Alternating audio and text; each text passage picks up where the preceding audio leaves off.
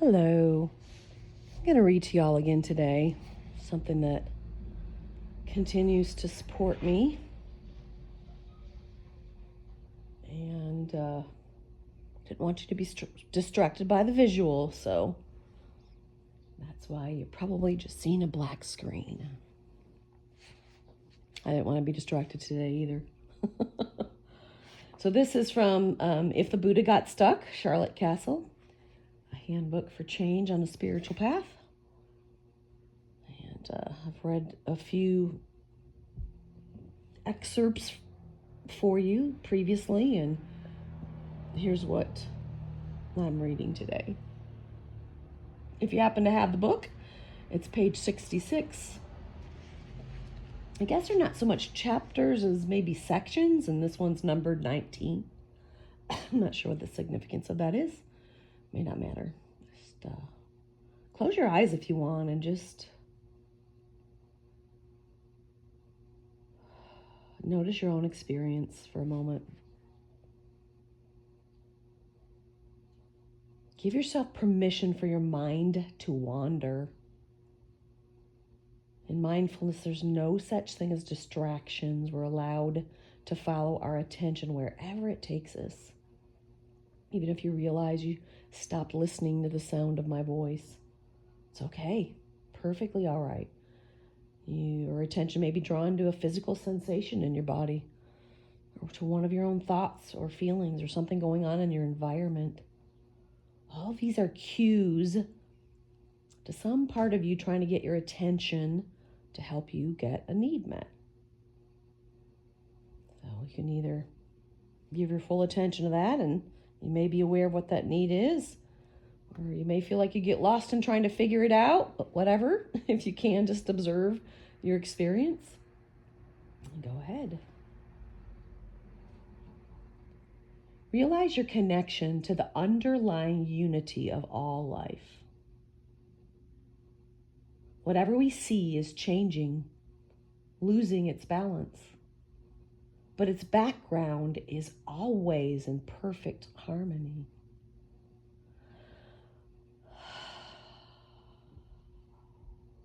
I just read that 6 more times for the Mayan Sacred 7. Wow, I'm going to read it at least once or twice more. This is part of a quote from, I don't know how to say the name, but Shunryu Suzuki, maybe? Zen Mind, Beginner's Mind. That might be the name of the book.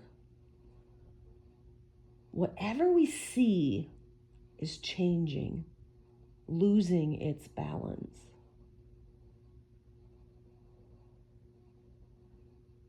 But its background is always in perfect harmony. This is how everything exists. This is how everything exists in the realm of Buddha nature, losing its balance against a background of perfect balance. Man in house. You can ignore my roommate passing through. On the journey of getting unstuck and breaking free, being aware of the unifying energy makes me want to stop and let you scream. This is just a recording, John David, for for YouTube, but no visual. On the journey of getting unstuck and breaking free, being aware of the unifying energy from which all life is created can become a peaceful background to the drama of our lives. Hallelujah, hallelujah, hallelujah. I'm scared my cat off. When we get caught up in the minutiae of the everyday, we can drop into this vast space and remember that our little dramas are played out against the expanse of all time. Said another way, this moment matters at one level, but at another, it's not cosmically serious.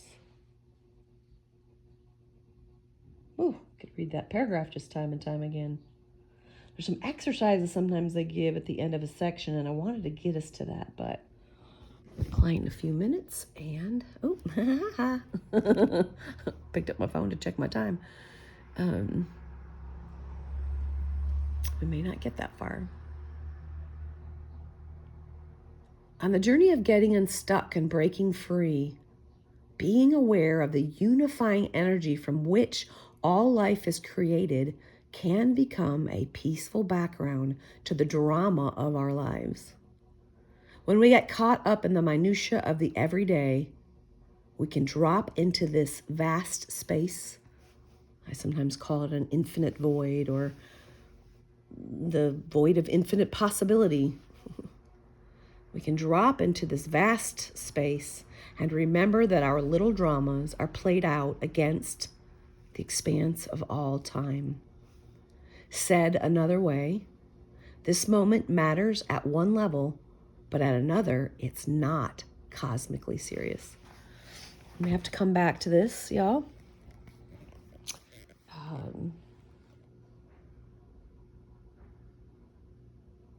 Makes me want to share a interesting conversation I had with somebody this week about choice. And it felt a little bit like a debate, each of us sharing our own beliefs around the idea of choice. This feels important to feel that we have choice in every situation. I have a choice whether or not I eat that cookie, whether or not I exercise. I have a choice how I feel about my choices. But I was talking about level of consciousness. Choice equals consciousness, y'all. And I don't think I have to tell you that everyone on the planet is not conscious, living a conscious life. It's hard to make a choice, a conscious choice. Let's maybe use that language. It's hard to take responsibility. It's hard to change something we're not yet conscious of. In fact, I would say that it's my life's work, profession as a mental health therapist, to help people become more conscious so they can make more conscious choices in their lives.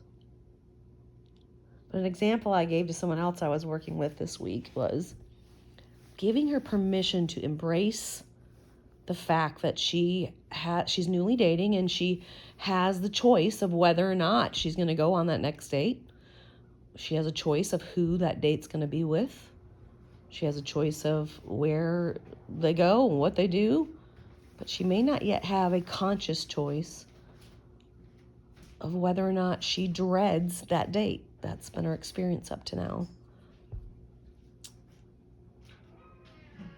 So again, she may not, even though she's becoming conscious of it, it doesn't yet feel like she has control over whether or not she dreads that.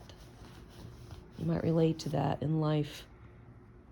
I'm trying to plan my 60th birthday party, and it's just putting too much stress on me. And I'd love to say, I'm just going to let go of all the pressure and the stress and just have it at my house and not care if my house is clean or my yard is manicured.